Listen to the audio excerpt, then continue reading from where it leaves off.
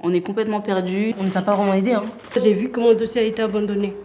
Pour mon bien, je pense qu'il faudrait que j'aille dans un autre lycée.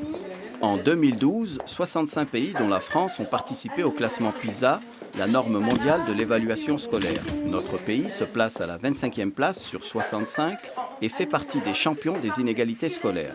Lors de l'orientation scolaire, comment une ou des catégories d'élèves se trouvent-elles victimes de certains comportements stéréotypés ?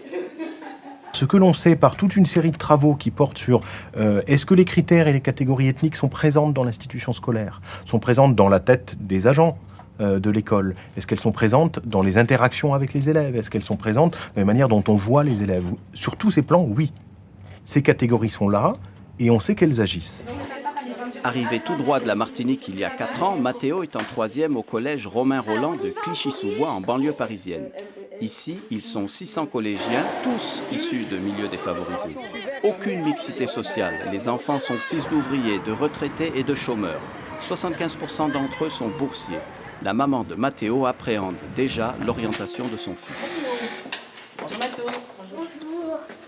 On peut être alerté par certains petits signes d'un enfant qui rentre de l'école, il est complètement... il n'est pas très à l'aise, il ne se sent pas très bien, il y a des choses qui se passent et voilà. Partir serait le choix de cette mère qui doute de l'implication des enseignants. Madame Charrière, principale du collège, quant à elle, met en avant sa stratégie pour lutter contre le déterminisme social. Dès qu'on trouve le moyen de propulser l'élève vers des études plus longues, on le fait. Alors après, effectivement, ce qui ne nous aide pas, c'est finalement les familles, parce que c'est le déficit d'ambition, il est chez les familles. J'ai envie de dire, parfois, on a même le sentiment que nos élèves ne s'autorisent pas à avoir de l'ambition. Direction le 13e arrondissement de Paris. Nous sommes au lycée professionnel Gaston Bachelard. Ici arrivent en majorité des élèves brisés par une orientation en filière pro non souhaitée. Quand on leur demande de se projeter dans l'avenir, ils ont du mal. Et ils ont du mal à s'accorder une certaine valeur.